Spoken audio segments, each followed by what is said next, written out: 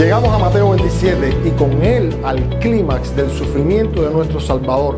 En este capítulo se describe cómo el rey se entrega por los súbditos, y los cristianos durante más de 2000 años hemos estado recordando estas escenas, hemos estado escribiendo, reflexionando, componiendo himnos, incluso hasta dramatizando estas escenas, y aún quedan muchísimas verdades por las cuales uno podría transitar mientras lee Mateo 27. Hoy quiero detenerme en uno de los aspectos más sobrecogedores de la pasión del Señor: su actitud ante el sufrimiento, lo que describiría el profeta como un cordero siendo llevado al matadero que enmudeció y no abrió su boca.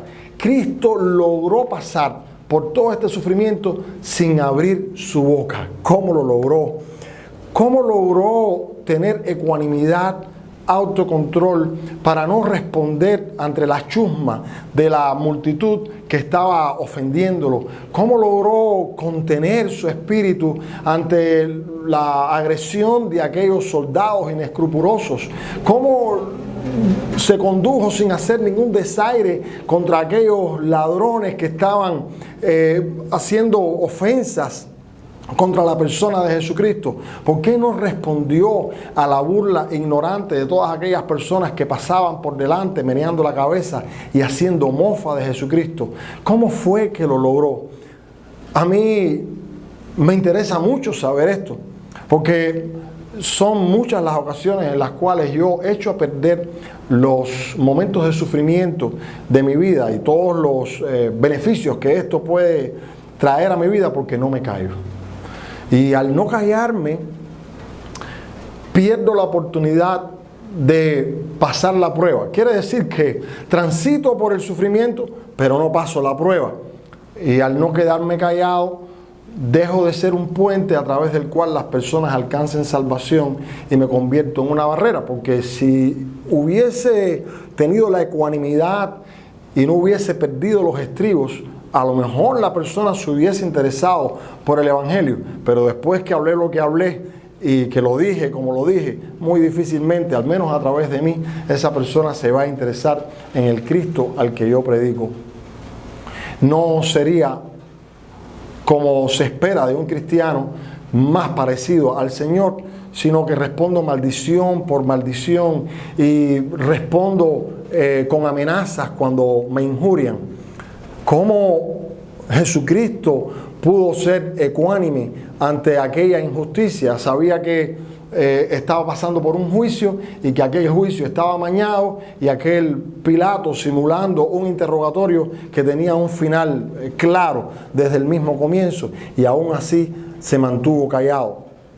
Pedro dice en la primera carta, en el capítulo 2, que Jesucristo tuvo esta conducta no solo porque correspondía a su carácter, y no solo porque si no hubiese tenido esa conducta no hubiese sido el autor de nuestra salvación. Él dice en los versículos 20 al 25 que Jesucristo tuvo esa conducta para dejarnos un ejemplo y para desafiarnos a seguir sus pisadas. Definitivamente Jesucristo tuvo que usar de todo su arsenal espiritual para poder transitar por toda esta pasión, por todo este sufrimiento, sin abrir su boca y mantenerse callado. Pero hoy quiero recalcar lo que sería uno de los secretos claves, una de las formas en las que Jesucristo logró, uno de estos elementos de este arsenal espiritual que Jesucristo usó para mantenerse callado en medio del sufrimiento. Jesucristo cantó. Jesucristo cantó. Claro, no me refiero a que Él cantó como cantamos nosotros en medio de la congregación, o como cantamos nosotros cuando estamos haciendo un ensayo para una coral, en una cantata, en un momento determinado. No, Jesucristo cantó como cuando cantamos a solas, cuando estamos pasando por un momento de dificultad, por un momento de tristeza, por nuestro calvario, e interiormente pensamos en estas canciones y inunda tanto nuestro corazón que eventualmente brotan de nuestros labios algunas frases de esas canciones. Esta semana estábamos conversando en la mesa y mi esposa compartía con nuestros niños, hijos ya, que cuando ella estaba en el parto del mayor de los nosotros, de Moisés Daniel, ella estuvo cantando muchas veces el Salmo 121 y que eventualmente repetía la frase: mi socorro viene de Jehová. La historia del cristianismo está llena de mártires que en el momento de la hoguera o en el momento que tenían que enfrentar la fiera cantaron este tipo de cánticos. Y yo creo que es a eso a lo que se refiere Pablo en Colosenses 3:16, en uno de los 3:16 más conocidos de las Escrituras. Dice: la palabra de Cristo more en vosotros, que llene vuestros corazones y que con gracia en vuestros corazones canten con salmos, con himnos y con cánticos espirituales. Cuando nosotros tenemos este tipo de conducta, podemos hallarnos cantando sin que nos demos cuenta, en medio del sufrimiento: bueno es Dios, siempre es fiel, o Dios ha sido bueno. Es ese tipo de canto el que cantaba Jesucristo. Pero específicamente, ¿qué cantó Jesucristo? Bueno, Él no cantó el Salmo 23, porque el Salmo 23 comienza diciendo: Jehová es mi pastor, nada me faltará, y habla de valles delicados, de aguas de reposo, habla de mesas que son banquetes, de copas rebosando delante de enemigos que están avergonzados, y de que el bien y la misericordia de Dios nos siguen todos los días de nuestra vida. No, Él cantó el Salmo 22. El Salmo 22, que comienza muy diferente, comienza diciendo: Dios mío, ¿por qué me has desamparado? Que habla de abandono, que habla de cuadrillas de enemigos, que habla de traiciones, que habla de amenazas, que habla de venganzas, que habla de vergüenza y que sobre todo habla del silencio de Dios en medio del sufrimiento. Si tu realidad actual pega más con el contexto del Salmo 22 que con el contexto del Salmo 23, probablemente estés pasando por un calvario.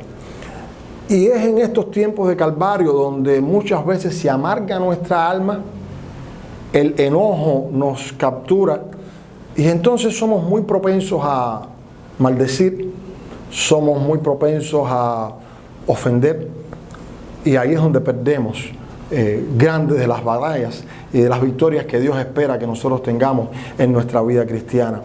Por eso yo te exhorto a que, si esa es tu realidad, si estás pasando por un tiempo de dificultad y no quieres que la amargura te embargue, y callar las cosas malas y hablar las cosas buenas, entonces te recomiendo que explores el Salmo 22, que lo medites, que lo reflexiones e incluso que lo aprendas de memoria.